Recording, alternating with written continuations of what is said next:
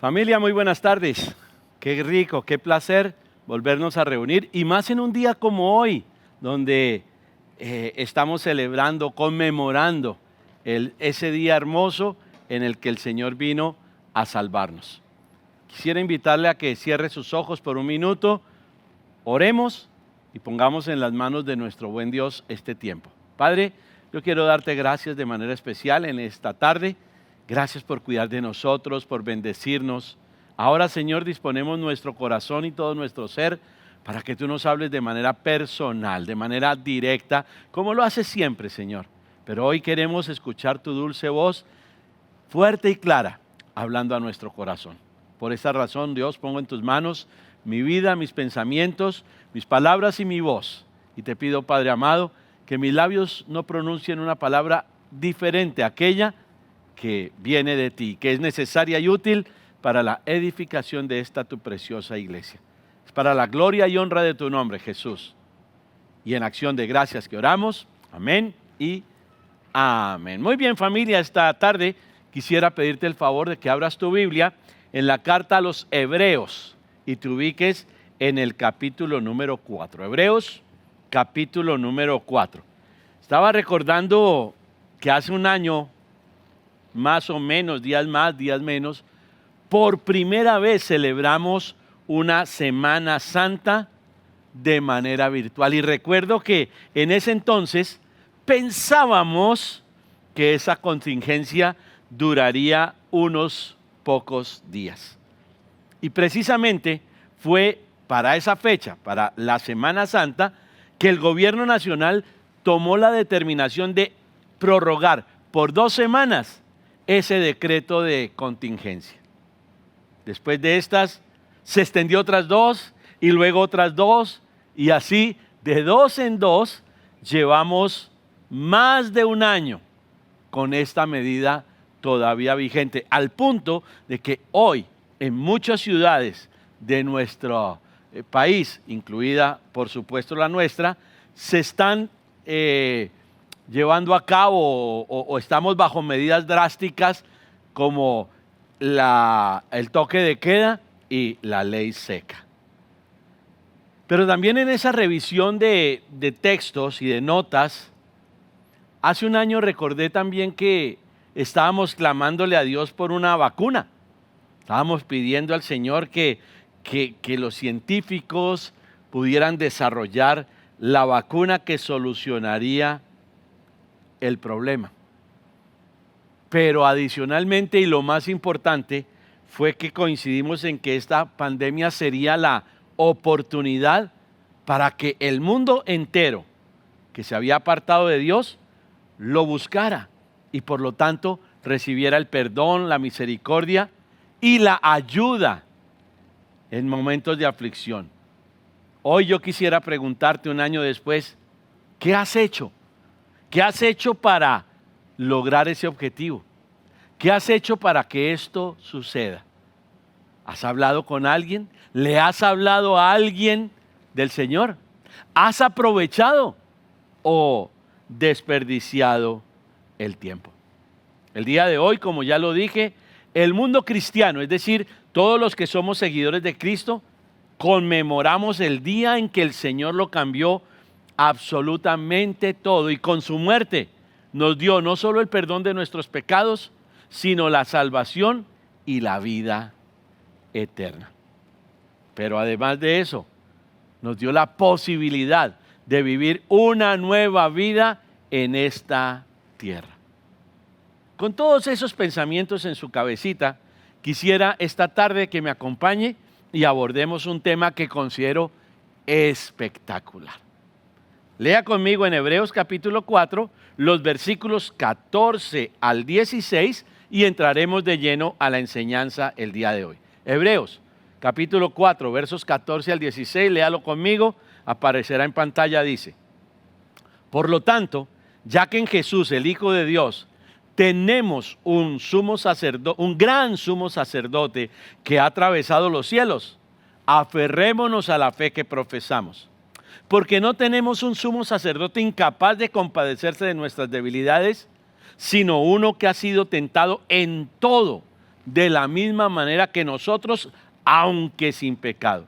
Así que acerquémonos confiadamente al trono de la gracia para recibir misericordia y hallar la gracia que nos ayude en el momento en que más la necesitamos. Qué tremendo mensaje, qué poderoso mensaje el que encontramos allí. En primera instancia se nos narra, se nos indica, se nos explica quién es Jesús. Y dice, el Hijo de Dios y nuestro gran sumo sacerdote. Lea conmigo nuevamente el verso 14. Dice, por lo tanto, ya que en Jesús, el Hijo de Dios, tenemos un gran sumo sacerdote que ha atravesado los cielos, aferrémonos a la fe que profesamos. Lo primero que arranca este texto a aclarar y a poner en orden es el hecho o el pensamiento de que Jesús es el Hijo de Dios. Que no te quepa la menor duda, que no quede sombra de duda en tu corazón y en tu mente. Jesús es el Hijo de Dios, pero adicionalmente a eso es nuestro gran sumo sacerdote, que atravesó los cielos, es decir, que vino del cielo para estar con nosotros. Y por eso dice el autor de la carta a los Hebreos que no es otro que el Espíritu Santo, aferrémonos a la fe que profesamos. Ahora, si usted avanza ahí mismo en Hebreos capítulo número 9, va a entender o allí se nos explica la diferencia que hay entre un sumo sacerdote y Jesús, el gran sumo sacerdote, porque hay una diferencia abismal, una diferencia tremenda entre un sumo sacerdote y el gran sumo sacerdote que es Jesús. Avance al capítulo 9, versículo 6 en adelante. Voy a leer, dice así: así dispuestas todas estas cosas, los sacerdotes entran continuamente en la primera parte del tabernáculo para celebrar el culto. Pero en la segunda parte entra únicamente el sumo sacerdote y solo una vez al año, provisto siempre de sangre que ofrece por sí mismo y por los pecados de ignorancia cometidos por el pueblo. Esto es tremendo. Dice la historia bíblica y la Biblia misma que el tabernáculo, la tienda de reunión, el templo, en la antigüedad estaba dividido en tres partes: el atrio, el lugar santo y el lugar santísimo. El atrio era donde estaban las personas, la gente del común. En el segundo lugar, el lugar santo, era donde los sacerdotes terrenales ofrecían los holocaustos y sacrificios. Se celebraba el culto. Pero había una tercera parte que se llamaba el lugar santísimo. Allí entraba única y exclusivamente el sumo sacerdote, que era como el principal de los sacerdotes. Era elegido, tenía un periodo digámoslo así, de gobierno. Era el más importante entre los sacerdotes. Y ese sacerdote, ese sumo sacerdote entraba una sola vez cada año con el propósito de sacrificar. Entraba con sangre para expiar los pecados de sí mismo y los pecados de ignorancia del pueblo. Ese hombre tenía una función especial y lo hacía una vez cada año. Ahora, si avanzas al verso 11, ahí en Hebreos 9, dice la palabra: Cristo, por el contrario, al presentarse como sumo sacerdote de los bienes definitivos en el tabernáculo más excelente y perfecto, no hecho por manos humanas, es decir, que no es de esta creación, entró una sola vez y para siempre en el lugar santísimo. No lo hizo con sangre de machos cabríos y becerros, sino con su propia sangre, logrando así un rescate eterno. Tremenda diferencia. El sumo sacerdote terrenal entraba con sangre de machos cabríos y becerros para ofrecer un sacrificio por sus propios pecados y por los pecados cometidos por el pueblo. Cristo, por el contrario, entró una sola vez. El sacerdote, el sumo sacerdote terrenal, lo hacía todos los años, cada año tenía que presentar ese sacrificio. Jesús lo hizo una sola vez y para siempre, dice el texto bíblico, logrando así un rescate eterno. ¿Sabe eso qué significa? Que nunca más hay que hacer otro sacrificio por el pecado. Ya el sacrificio final y definitivo lo hizo nuestro gran sumo sacerdote. Y fíjate que a diferencia de un sumo sacerdote común y corriente, él, es decir, Jesús, entró con su propia sangre. El sacrificio que hizo, lo hizo con su propia sangre. Versículo 12 al fin, 12 dice, entró una sola vez y para siempre en el lugar santísimo. No lo hizo con sangre de machos cabríos y becerros, sino con su propia sangre, logrando así un rescate eterno. Entonces, lo primero que yo quiero que te metas aquí en tu cabecita y en tu corazón es esto. Cristo es el único y eterno sumo sacerdote. ¿Lo puedes decir conmigo? Lo puedes leer ahí en la pantalla, aparece. Cristo es el único y eterno sumo sacerdote. Entendido esto, comprendido esto, le puedo decir el título de esta enseñanza. Le he puesto como título a esta enseñanza, ¡qué espectacular sacerdote tengo!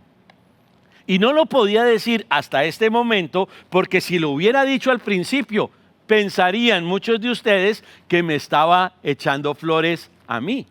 Porque si antes de saber que Jesús es el único y eterno sumo sacerdote, yo le hubiera dicho, diga conmigo esto, ¡qué espectacular sacerdote tengo! Muchos hubieran dicho, no, eso no estoy seguro, o el pastor sí que se volvió vanidoso. Pero ahora, sabiendo quién es ese espectacular sumo sacerdote, usted sí puede decir conmigo, ¡qué espectacular sacerdote tengo!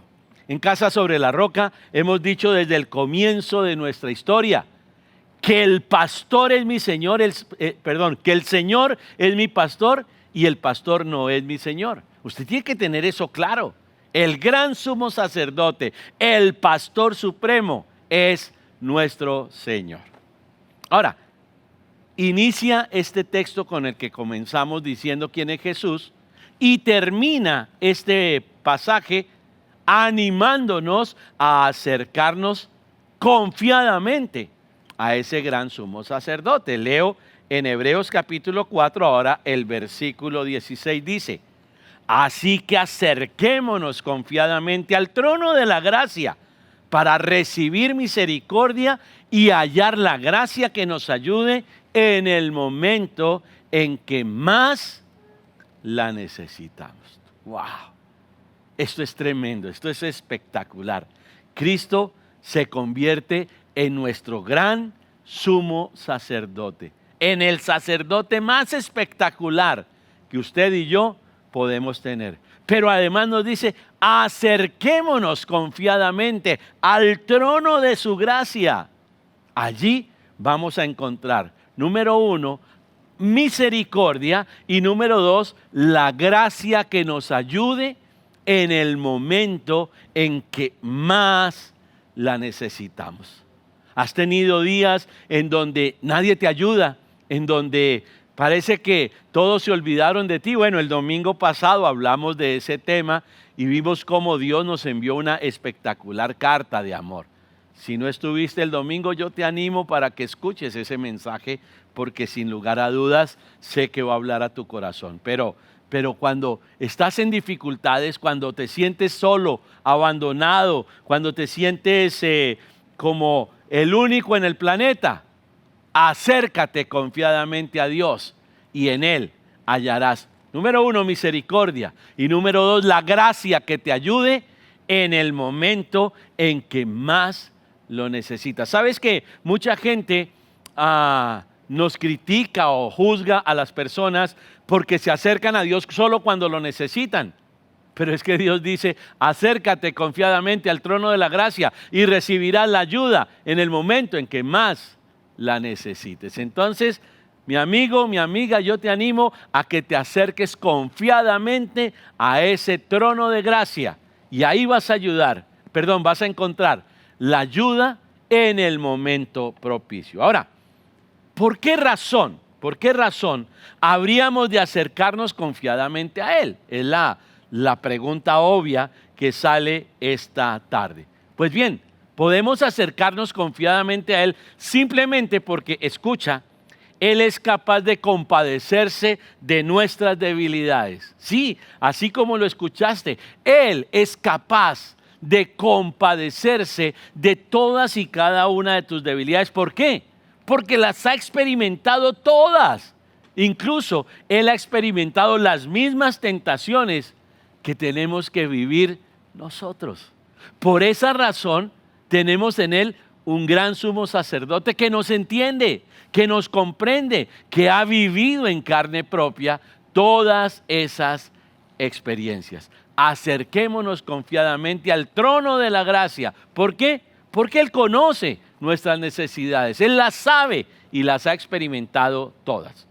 Veamos rápidamente entonces qué cosas tuvo que experimentar Jesús como hombre para que podamos encontrar las razones de acercarnos a Él. ¿Qué cosas tuvo que experimentar como hombre? Lo primero que encuentro en la Biblia es que Él experimentó el rechazo de un padre durante el embarazo. Sí, así como lo oye, Jesús experimentó en carne propia lo que experimenta un bebé cuando su padre lo rechaza durante el tiempo de gestación. Acompáñame a Mateo capítulo 1 y mira lo que dicen los versículos 18 y 19. Mateo capítulo 1, versículos 18 y 19. María está embarazada y mira la historia.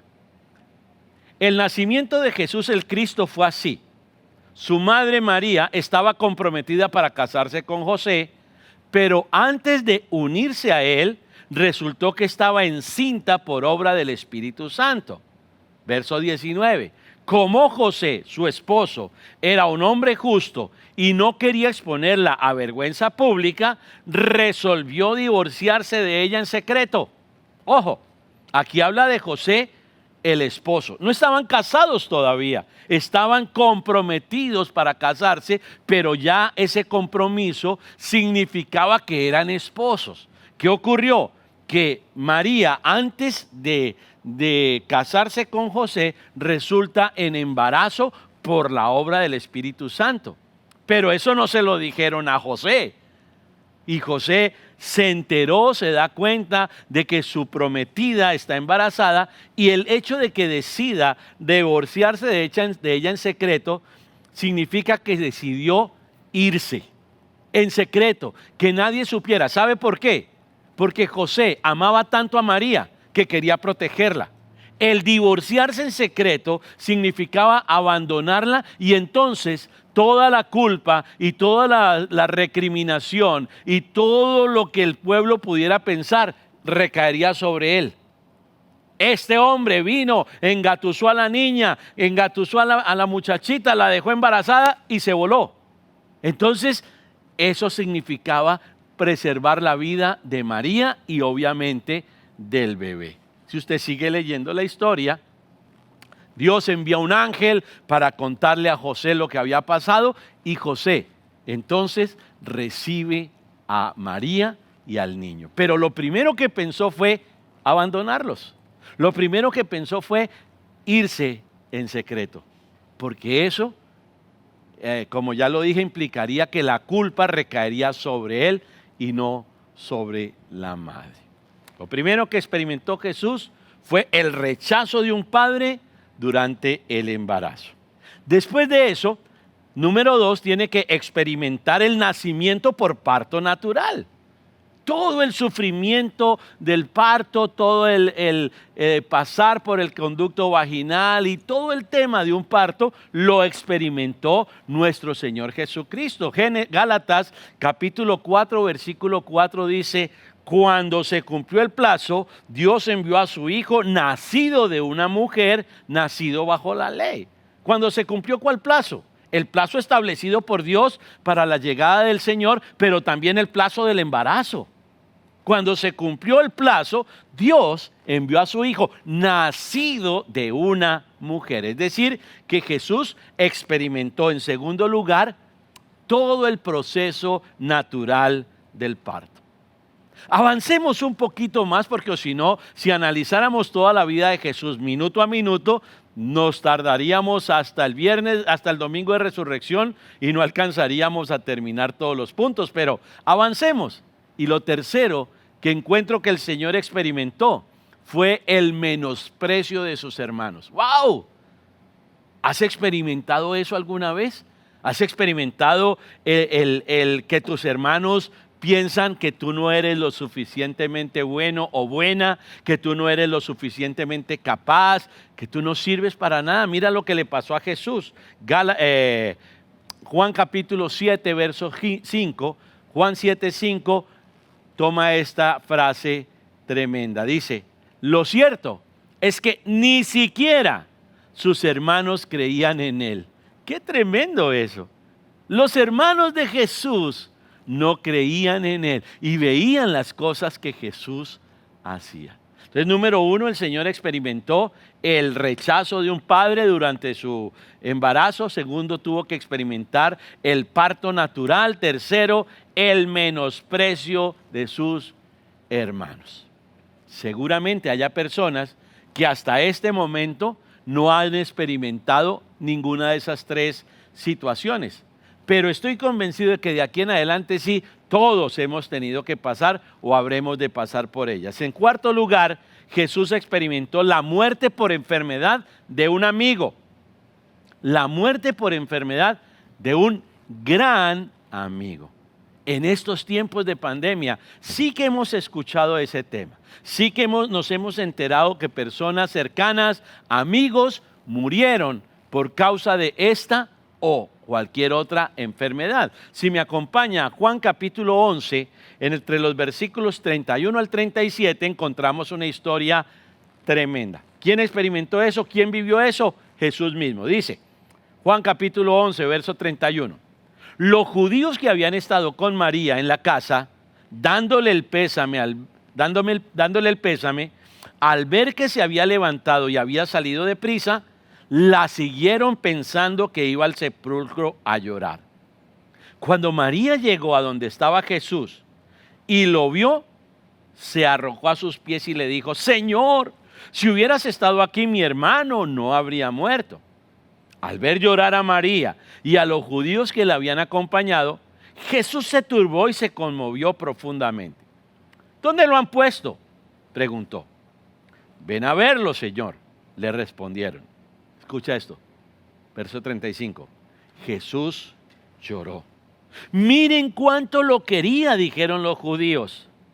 Pero algunos de ellos comentaban, este que le abrió los ojos al ciego, ¿no podría haber impedido que Lázaro muriera?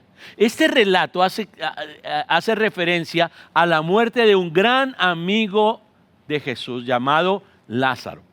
Lázaro era el hermano de Marta y María, una familia muy querida por Jesús, una familia a la que Jesús amaba profundamente. De hecho, dice la historia que Jesús, cuando venía a Capernaum, se quedaba a la casa de Marta, María y Lázaro. Pero el texto que más me llama la atención, o el versículo que más me llama la atención, es uno muy pequeñito, es el verso 35, donde dice que ante la tumba de su amigo Lázaro, Jesús lloró.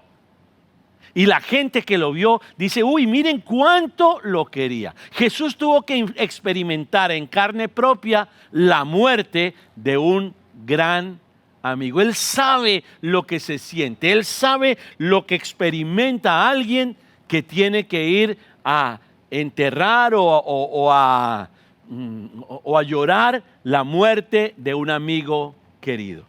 ¿Te das cuenta que él tiene claro Él conoce nuestras debilidades porque Él las experimentó, las vivió en carne propia. Si pasamos al punto número 5, esta es tremenda.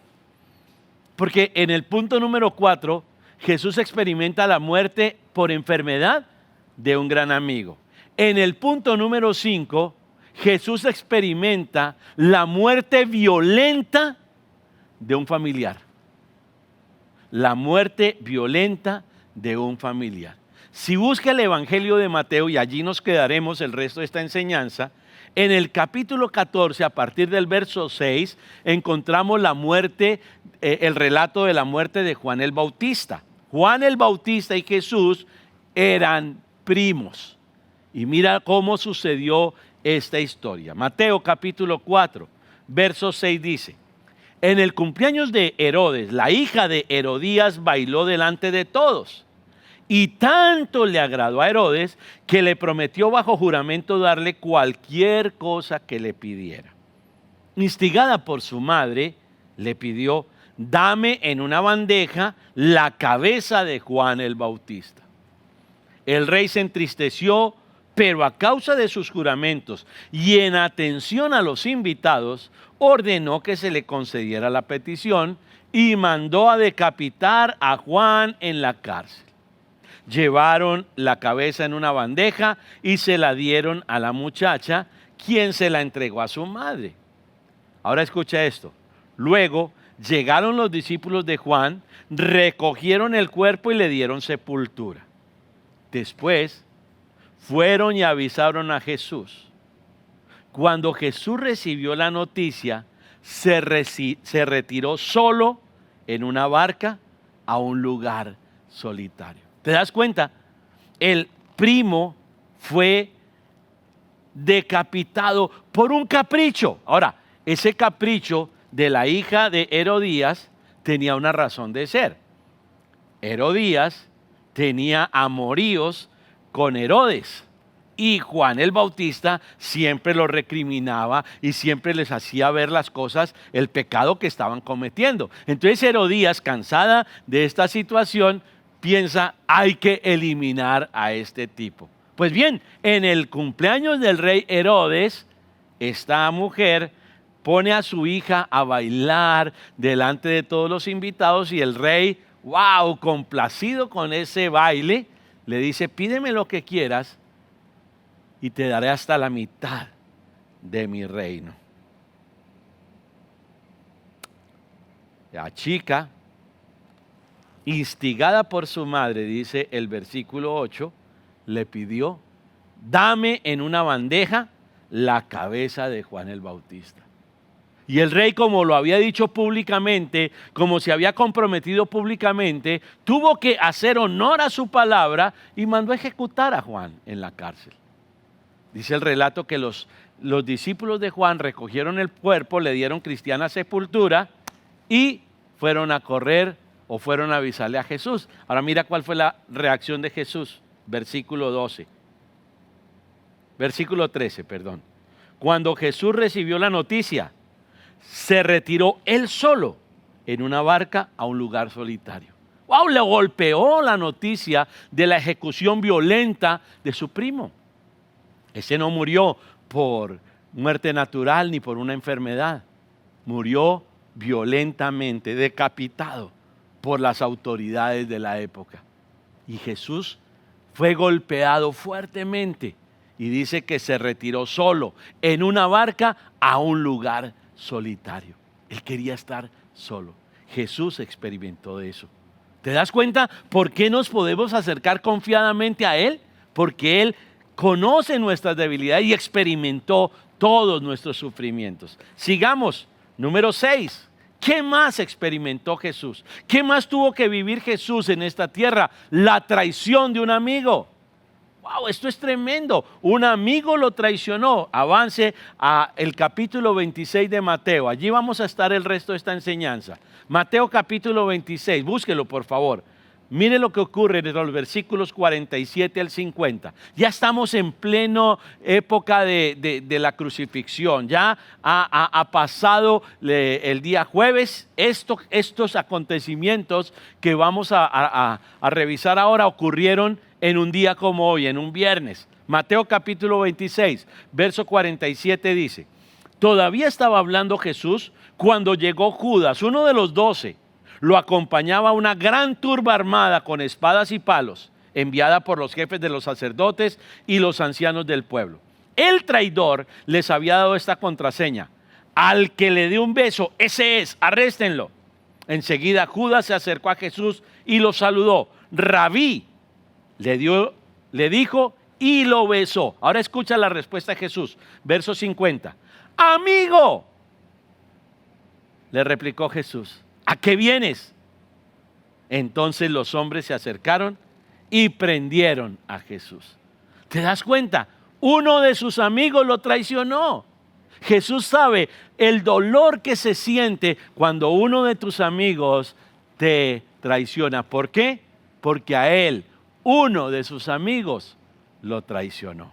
Qué tremendo eso, ¿cierto? ¿Te das cuenta por qué tenemos un espectacular sacerdote?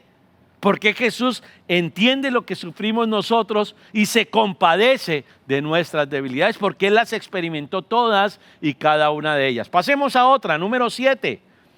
Experimentó el abandono de sus seguidores. Lo dejaron solo. ¿Te ha pasado alguna vez? Bueno, Jesús sabe lo que se siente. Mateo 26, 51 al 56. Mira lo que dice. En eso, uno de los que estaban con él extendió la mano, sacó la espada e hirió al siervo del sumo sacerdote, cortándole la oreja. Guarda tu espada, le dijo Jesús, porque los que a hierro matan, a hierro mueren. ¿Crees que no puedo acudir a mi Padre y al instante pondría a mi disposición más de 12 batallones de ángeles? Pero entonces, ¿cómo se cumplirían las escrituras que dicen que así tiene que suceder? Y de inmediato dijo a la turba: ¿acaso soy un bandido para que vengan con espadas y palos a arrestarme? Todos los días me sentaba a enseñar en el templo y no me prendieron.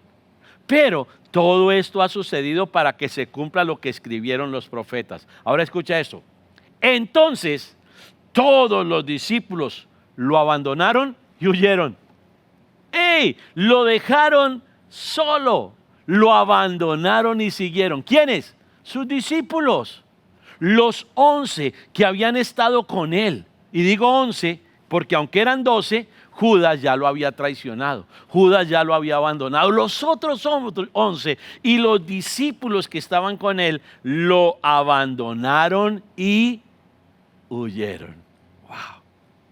¿Quieres saber qué más experimentó Jesús en un día como este hace 2000 años? Número 8, falso positivo. Falsos testigos en su contra. Un falso positivo. Lo acusaron y lo condenaron con testigos falsos. Capítulo 26, Mateo, versos 59 en adelante dice, escucha esto. Los jefes de los sacerdotes y el consejo en pleno buscaban alguna prueba falsa contra Jesús para poder condenarlo a muerte. Pero no la encontraron, a pesar de que se presentaron muchos falsos testigos. Por fin se presentaron 2 que declararon: este hombre dijo, puedo destruir el templo de Dios y reconstruirlo en 3 días. ¿Se da cuenta? Utilizaron el testimonio de falsos testigos para condenar y posteriormente ejecutar al Señor. ¡Wow!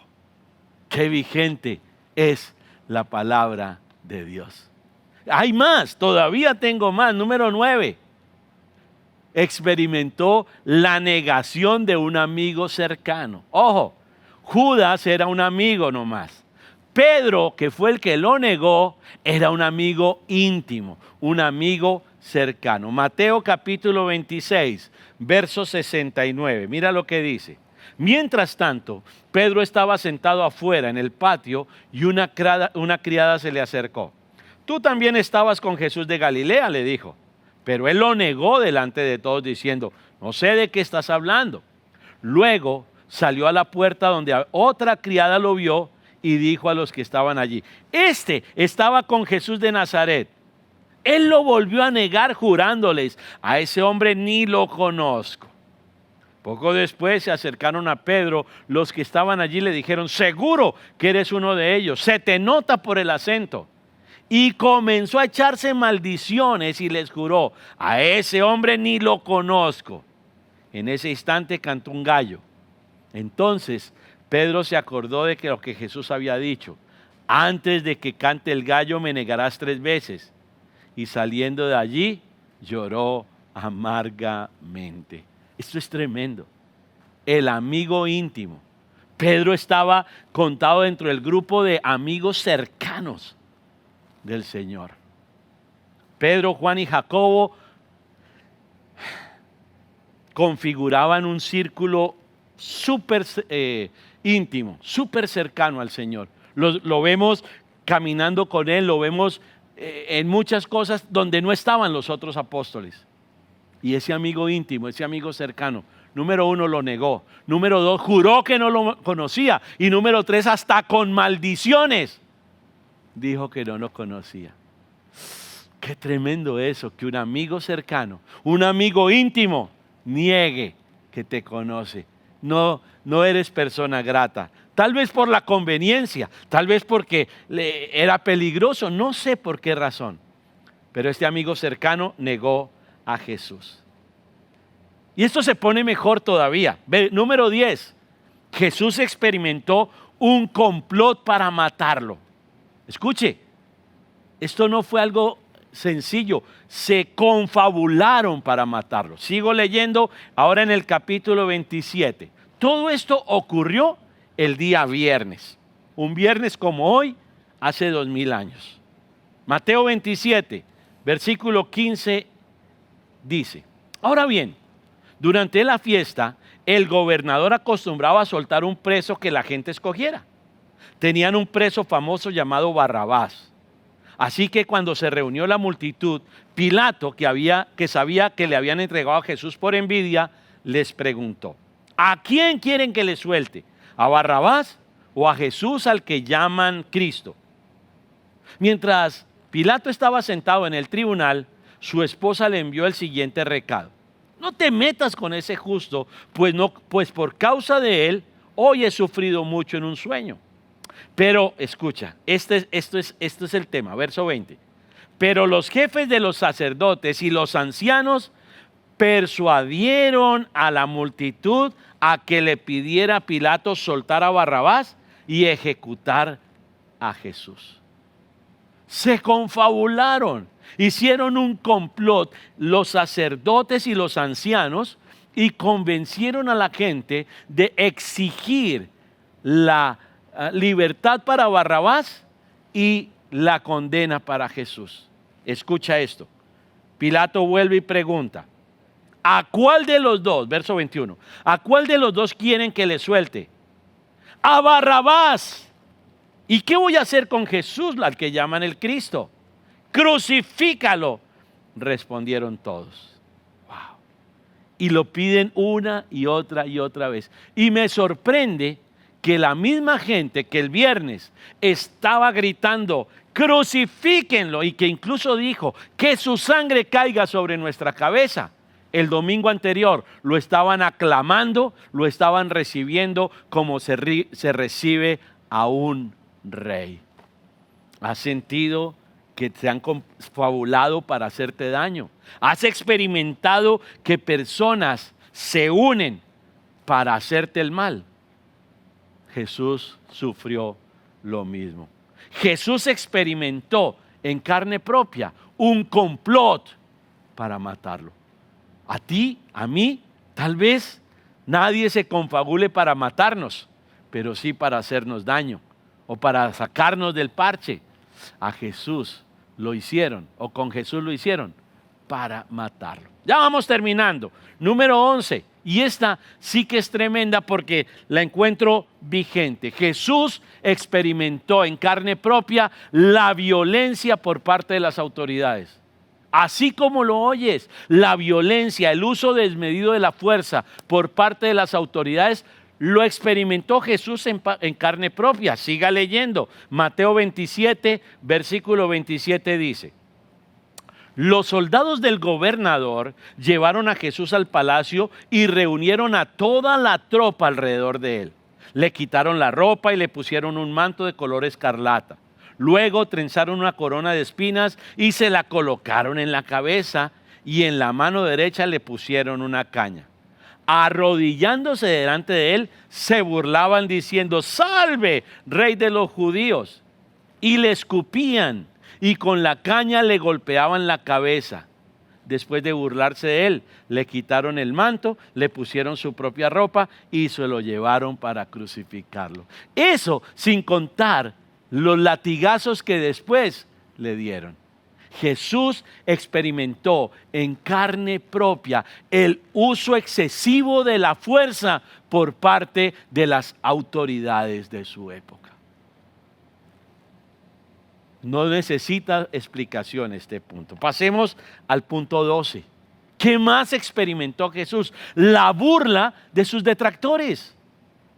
Wow, esto sí que es tremendo. Cuando otras personas se burlan de nosotros, eso duele profundamente en el corazón. Y tal vez se han burlado de ti porque usas gafas, o porque tienes, no sé, algún defecto físico, o porque eres gordo o gorda, o por diferentes razones, por el color de tu piel, por el tamaño de tu cuerpo, en fin, no sé.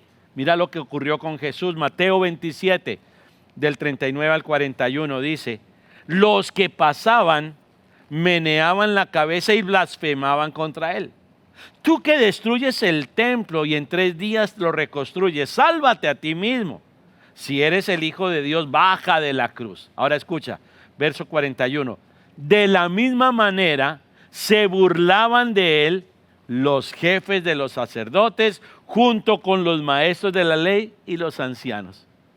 Los que lo perseguían para matarlo se burlaban de él. Tremendo, ¿cierto? Por eso usted y yo podemos acercarnos confiadamente al trono de la gracia, porque Jesús experimentó en carne propia todas las cosas que tú y yo experimentamos en este tiempo. Número 13. Esto me estremece. Y salió en verso sin hacer esfuerzo. Sufrió abandono espiritual. Jesús mismo sufrió abandono espiritual. En Mateo 27, versículos 45 y 46 dice: desde el mediodía y hasta la media tarde, toda la tierra quedó en oscuridad. Como a las 3 de la tarde, Jesús gritó con fuerza: Elí, Elí, lama sabactani, que significa: Dios mío, ¿por qué me has desamparado? Wow.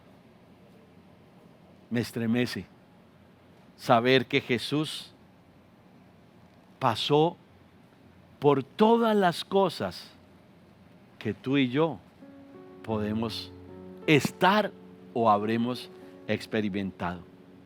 Finalmente, la última, como por si fuera poco, Jesús experimentó la muerte física. En el versículo 50 dice: entonces Jesús volvió a gritar con fuerza y entregó su espíritu. Mis amigos, familia preciosa que hoy está conectada con nosotros, la Biblia dice que en Jesús tenemos un gran sumo sacerdote que descendió del cielo, que atravesó los cielos. Y dice que usted y yo nos podemos acercar confiadamente al trono de la gracia. Número 1, para recibir misericordia, y número 2, para hallar la gracia que nos ayude en el momento en que más la necesitamos. Y podemos hacer eso porque Jesús experimentó en carne propia todas las situaciones posibles que un ser humano pueda experimentar. Yo he mencionado 13 situaciones que van desde desde el que su papá terrenal lo rechace durante el embarazo, la traición de los amigos, la muerte de seres queridos, hasta su propia vida. Jesús vivió en carne propia todas las cosas que a ti o que tú hayas experimentado. Y seguramente faltarán muchas que no pude mencionar hoy. Porque son tantas las cosas que experimentó Jesús, que fíjate lo que dice el apóstol Juan en el capítulo 21, versículo 25. Jesús hizo también muchas otras cosas, tantas que si se escribiera cada una de ellas, pienso que los libros escritos no cabrían en el mundo entero. La Biblia no nos relata absolutamente todo lo que Jesús hizo, pero sí dice que Jesús, nuestro gran sumo sacerdote, el que ha atravesado los cielos, es capaz de compadecerse de tus necesidades, porque las ha experimentado absolutamente todas. Y Él te invita hoy a acercarte confiadamente al trono de la gracia. Allí vas a encontrar misericordia y la ayuda que más necesitas. Yo quisiera invitarte esta tarde a que experimentes una relación con el Señor, una relación personal. Yo no sé qué cosas habrás experimentado tú en tu vida. No sé qué cosas faltarán por experimentar, pero estoy convencido de que todas ellas las tuvo que vivir Jesús, y lo hizo para poder sentir de manera personal lo que tú y yo sentimos. Y es por esa razón que yo quiero invitarte esta tarde a que te unas con nosotros y en una sola adoración le demos gracias. Gracias a Él, porque ningún pastor, ninguna otra persona entregó su vida por amor a ti. Los sacerdotes terrenales, como el sumo sacerdote de su tiempo, presentan sacrificios, pero ninguno dio su vida por ti. Ninguno ha dado, ninguno hemos dado nuestra vida por ti. Nuestro gran sumo sacerdote murió por ti. En la cruz dio su vida y con su sangre logró para ti y para mí un rescate eterno. Por esa razón yo quiero invitarte a que te unas con nosotros, con este hermoso equipo de alabanza que hoy nos acompaña, y le des gracias. Gracias, Señor Jesús, por todo lo que hiciste. Acompáñanos, por favor, en esta canción. Me has tomado en tus brazos y me has dado salvación. De tu amor has derramado en mi corazón. Díselo, no sabré agradecerte lo que has hecho por mí. Solo quiero darte ahora mi canción. Cierra tus ojos y dale gracias. Gracias, gracias Señor, gracias mi Señor Jesús. Hey, dale gracias. Gracias, gracias Señor, gracias mi Señor Jesús. Di esto conmigo. En la cruz diste tu vida. En la cruz diste tu vida. Entregaste todo ahí. Entregaste todo ahí. Vida eterna regalaste. Eterna regalaste al morir. Al morir. Ahora escucha esto, di: por tu sangre tengo entrada ante el trono celestial. Puedo entrar confiadamente ante ti. Wow, para darte las gracias, Rey.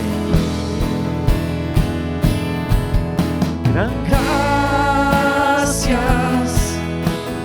gracias Gracias, Señor. Gracias, mi Señor Jesús. Yo te doy gracias, Señor. Gracias, gracias, Señor. Gracias, mi Señor Jesús. No te canses y dale gracias. Gracias. Gracias, Jesús. Gracias por Señor, hacerte hombre. gracias, mi Gracias por Señor. experimentar todas y cada una de las situaciones que yo como humano tengo que vivir día a día. Y gracias porque hoy abres una puerta. Hace 2000 años me abriste un camino, una puerta para que yo entrara con libertad al trono de la gracia.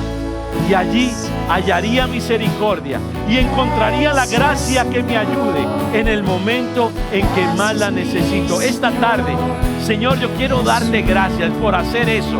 Gracias, Señor. Hoy puedo decir que tengo un espectacular sacerdote, que no es un sacerdote terrenal, que no es un hombre de carne y hueso, sino eres tú, mi Señor Jesús. Para ti, solo para ti sea la gloria, el honor y la alabanza. Y nos unimos, Señor, con los coros celestiales para decirte gracias. Gracias, mi Señor. Gracias, mi Señor Jesús. Una vez más, dale gracias. Gracias.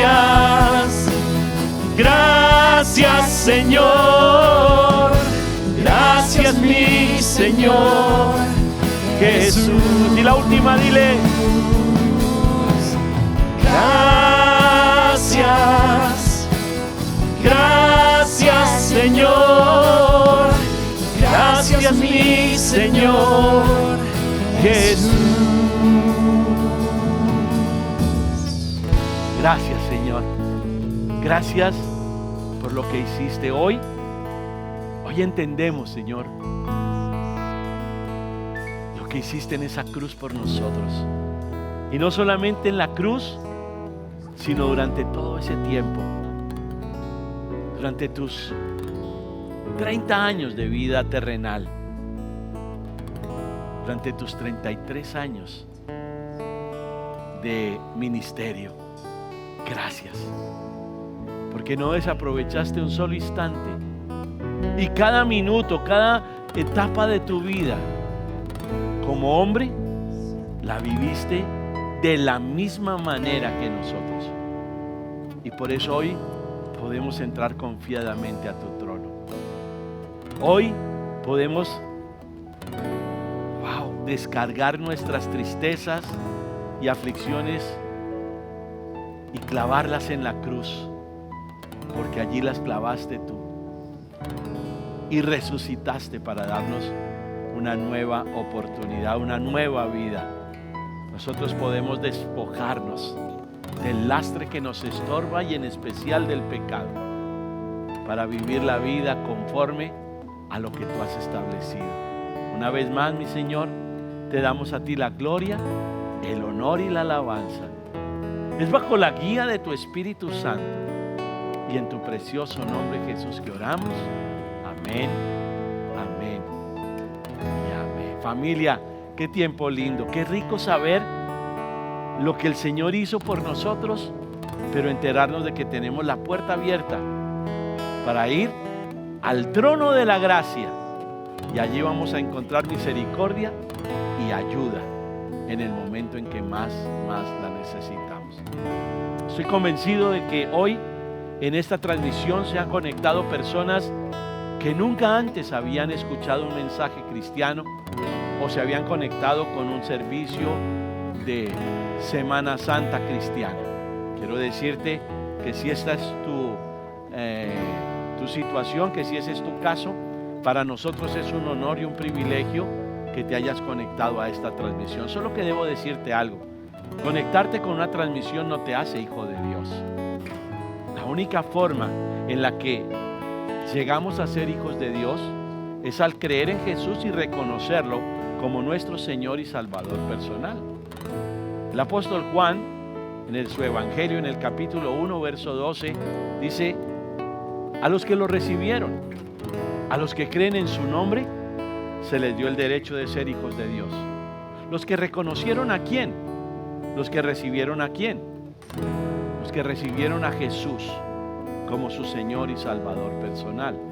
Ellos son hijos de Dios. Por eso yo quiero animarte, invitarte esta tarde a que hagas una oración conmigo y recibas a Jesús como tu Señor y Salvador personal. Eso va a redundar en varias cosas. La primera, eres un hijo de Dios. Te conviertes en un hijo de Dios. La segunda, todos tus pecados te han perdonado. La tercera, recibes inmediatamente la salvación. Y la cuarta, tienes la posibilidad de vivir una nueva vida en esta tierra. Qué buen negocio, ¿cierto? Y todo con una oración de fe. Eso significa de corazón. Quiero que, si es tu deseo hacer esta oración conmigo, por un minuto cierres tus ojos y hagas esta oración de manera audible. Escucha, la Biblia dice que si confiesas con tu boca, creyendo en tu corazón que Jesús es el Hijo de Dios y que Dios lo levantó de los muertos, serás salvo. Una declaración con la boca de algo que se cree en el corazón, ¿ok? Entonces, con tus ojos cerrados, declara con tu boca y con tu corazón esto: Señor Jesucristo, creo con todo mi corazón que tú eres el Hijo de Dios, que se hizo hombre por amor a mí y que en una cruz entregó su vida hace unos 2000 años para perdonarme, salvarme y darme vida eterna. Y resucitó para darme una nueva vida. Esta tarde te abro mi corazón y te invito a mi vida. Te pido perdón por todos mis pecados. Y declaro que tu sacrificio, tu preciosa sangre, me limpia completamente y mi pasado no existe más. A partir de este momento soy una nueva persona. Padre Celestial, gracias por escucharme. Amado Jesús, gracias por perdonarme y salvarme.